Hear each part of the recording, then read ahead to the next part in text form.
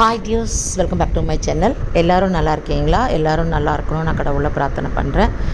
இந்த வீடியோ வந்து 99 ஷாப்பில் எடுத்தது. இது வந்து ட்ராவல் பண்ணுற எல்லாருக்கும் இந்த ரெஸ்டாரண்ட் தெரியும். இந்த இடத்துல வந்து மில்லட்ஸ் சம்மந்தப்பட்ட எல்லா ஸ்நாக்ஸும் ஹெல்த்தியான எல்லா ஃபுட்டும் கிடைக்கும்.